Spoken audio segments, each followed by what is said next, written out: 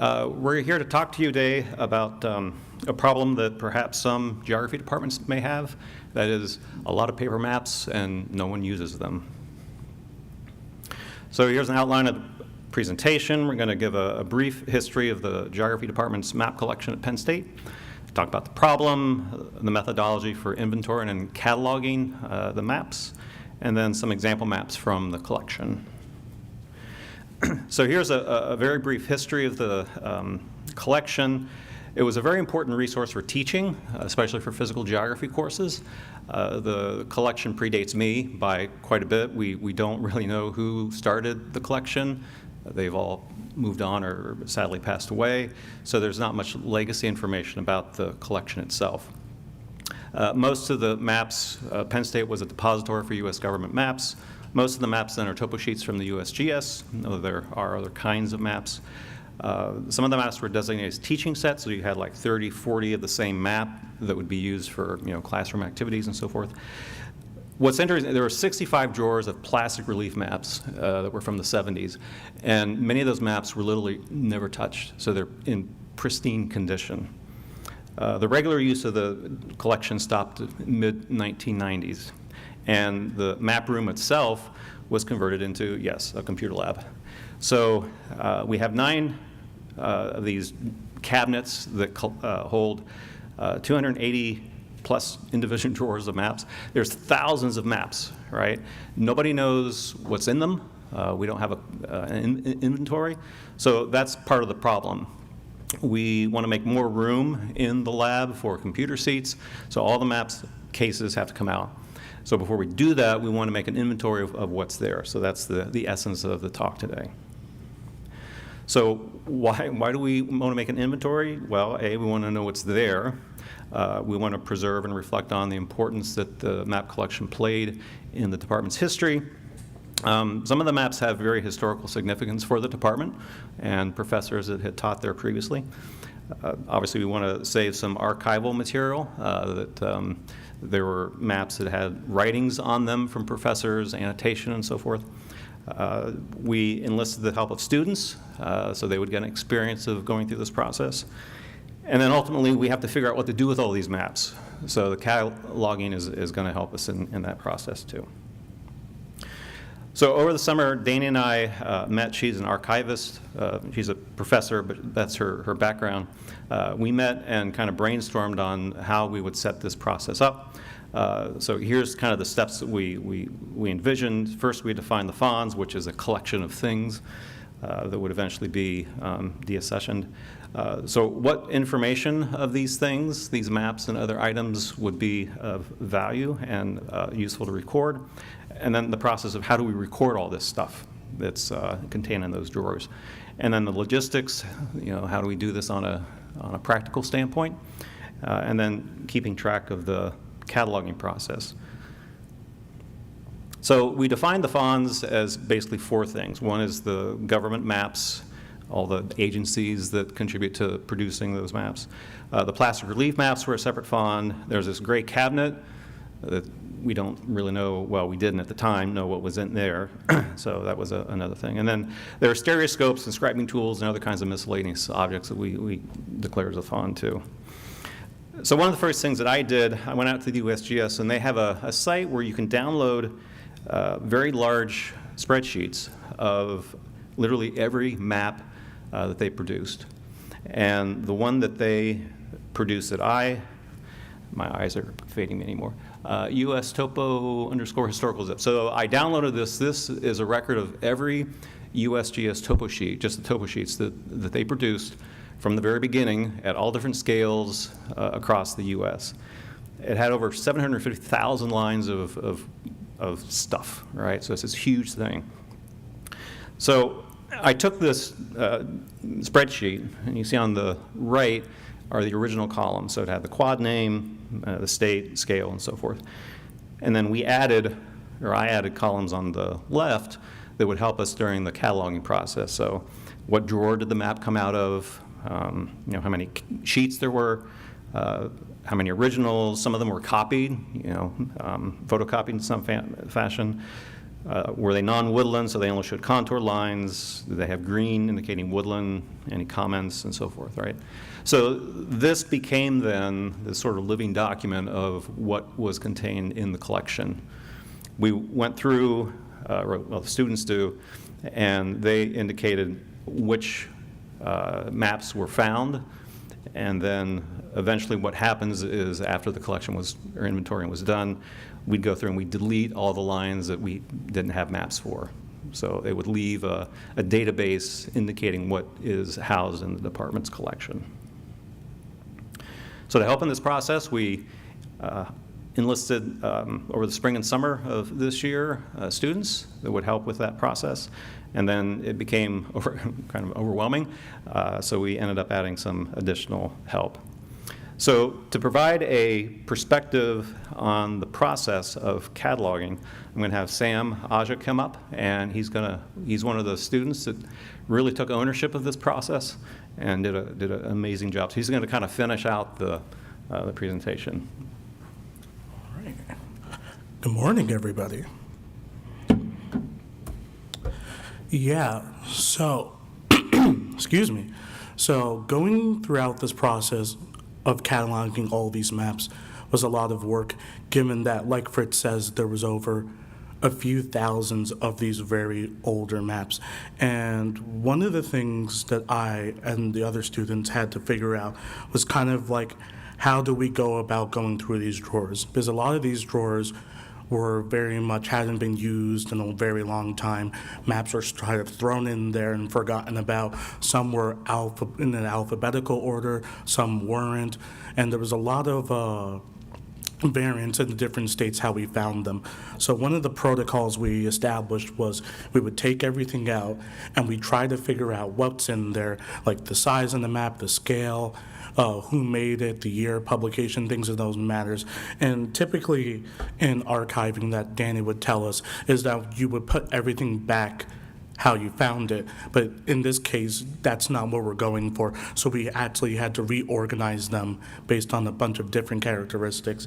And one of the things we did was after we've gone through everything and resorted them, we actually put the maps of most interest on tops. So the things had like little annotations. Sometimes they had students' names on them.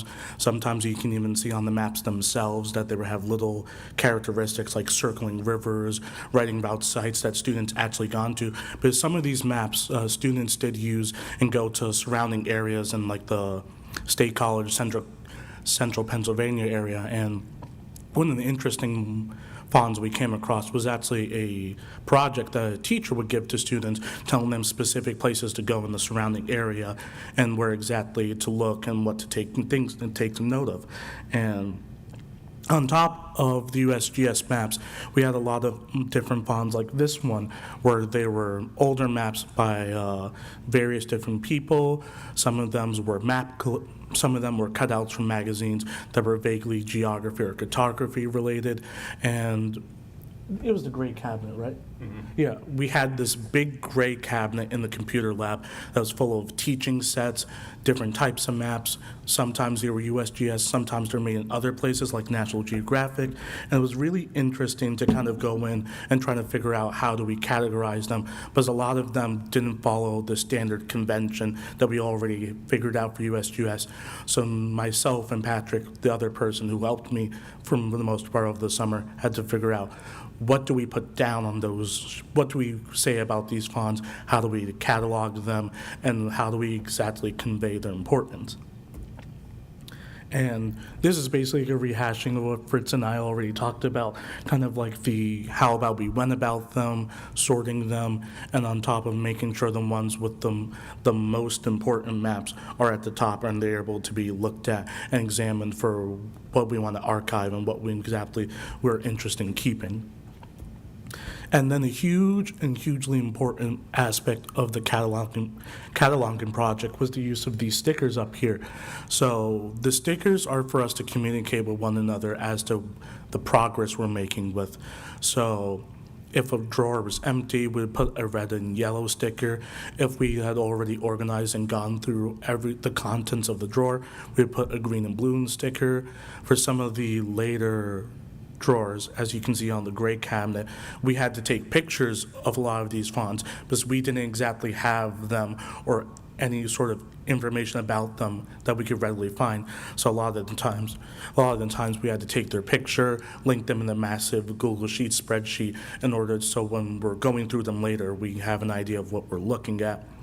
And it was really cool to be able to use these stickers because oftentimes there would either be one person at a time working on these maps and where we would have to leave and then come back. So it was very common to go into another person's drawer as we're cataloging down. And it would really help to keep the project together in terms of making sure that nothing gets mismanaged or nothing gets lost in the process. And these are more of the examples of the other types of fonts we came across. The map all the way here was actually something our geographics lab back in the 80s made. It's a terrain map of the surrounding area to State College. And what, is it a stereograph? It's a fishnet plot. A fishnet plot. It's an fishnet plot of the terrains surrounding State College. And we found that to really be cool because there was a few hundred of them just neatly laid out in the drawers, and we kind of found it to be really funny that they weren't distributed, and there they were waiting for us. And another one, we found a bunch of posters from like U.S. Fish and Wildlife Services, the EPA, about conservation, as well as other fonts that we believe other professors from the department over the years had collected and put in the drawers.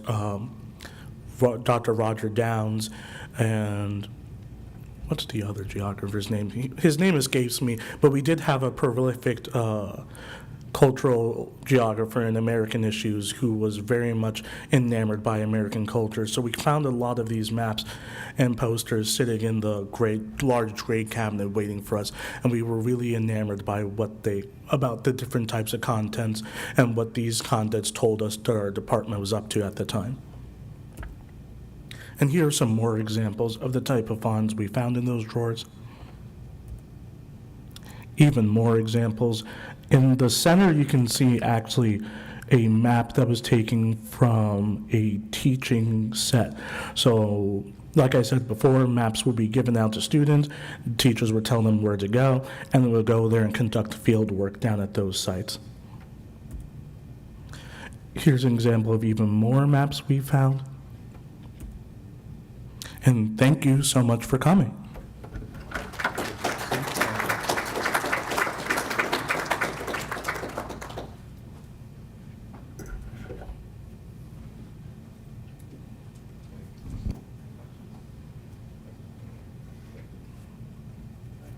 Again, there we go. How's the progress going?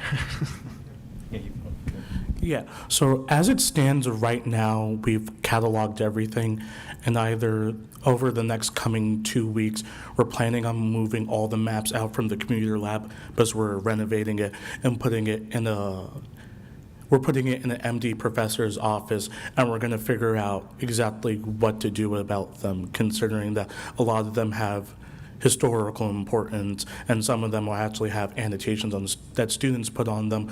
So we're in the process of moving them out from the computer lab and figuring out the next steps in terms of preservation and archiving.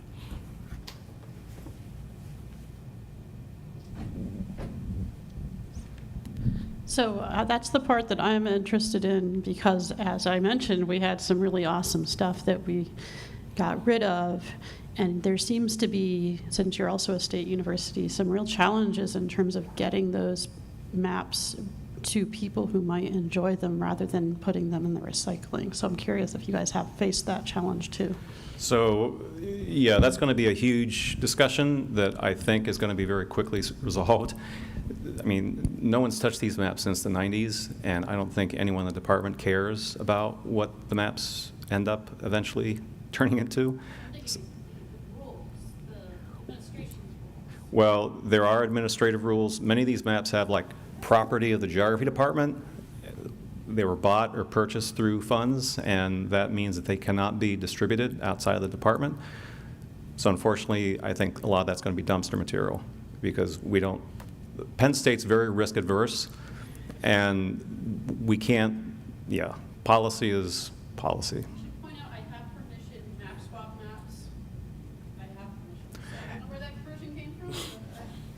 I don't know. But aside from that, yeah, there's going to be a discussion as to what happens, and I think there's still some investigations in terms of the policy and what implications that has for our ability to get rid of the maps. Yeah. Speaking from another state university, our library has come up with some workarounds for that. I don't know what they are, but I will find them out for you, because on GIS Day, they just roll out a cart of deaccessioned maps that students can just help themselves to and take them home, and they thin through a bunch. Yeah, I think that's probably a different part of the rules as to whether or not you can make money off of selling them. But our library has figured out some of it, so we'll figure that out. But for me, I think the hardest part of the question is how much do you decide to preserve for posterity? For researchers like Judy Tyner, who then carved through the archives and find interesting facts. And how much do you get? Like, do you keep one of a teaching set and then ditch the rest? Or, how do you make that decision? And when you figure that out, I would love to know, because we also have a giant map cabinet full of maps nobody touches. So we're supposed to have that discussion sometime yet this fall. So when we do, and whatever results come, I'll let you know, definitely. So this might be in the to come part, but are you working with the map library at all, just to say, like, hey, here's 100 of the best maps, put them in the collection or something like that? So before we even started, we brought the representatives from the map library in, and they said, we don't want any of this stuff. We have every map that's here because they're a government depository. Now, the stuff that is unique to the geography department, they're not interested in. I don't know. Anyways, they were like, we don't want any of the stuff. We've got enough maps. I'm being facetious, right? But there was no interest in that.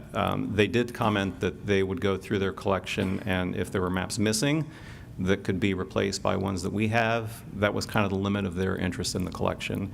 But for some of the oddities, like on the left-hand side here, no, they weren't interested in that. We did have stereoscopes and some scribing materials and other kind of manual. The museum, the EMS museum, is interested in those things, but that's kind of the extent of interest. Yeah. Well, I'm surprised, because when I give maps to the Penn State Library that are like that, they're like, yay, we love this. So I'm surprised that they don't want to What they told us is that we have everything, since they were a government depository, and they don't need 2 or 20 or 50. Oh, yeah, the oddballs, yeah. They didn't express interest, so I don't know. Another state university down in Kentucky. If your collection's anything like ours, we also have an abundance of slide decks that oftentimes accompanied the maps that were being used in the 1980s to teach students about the American landscape. And so I'm wondering, do you also have a slide deck problem? Are you thinking about ways of contextualizing how the maps were used in classrooms with other kinds of materials in the collection? So one of the chief users of this collection was Pierce Lewis. And he had a huge, drawers full of slides, right? Landscape, morphology, and so forth. One of the other faculty in the department took all of those slides, and they're tucked away in some cabinet somewhere. And that's a whole separate process, right? We have all this stuff, right? And how to connect it, we haven't. This is really just the tip of the iceberg, obviously. So we're just now starting to think about all of this in both what do we do with it now, but also with the historical context, definitely. I do want to point out real quick. Do I have a minute? Yeah. So this great cabinet, right? This was part of the collection, and one drawer had a padlock on it, right? Of course, nobody had the key. And no one knew what was inside of it, so this big reveal, right? So we took matters in our hand. We bought a bolt cutter and cut the lock, because no one was going to give us a key. And what it ended up being is, literally, there must have been 100 sheets copied of Royce's landform maps. That was it. Not to not to disrespect what Royce did, but they're just copies of the map. And they weren't in that good a condition.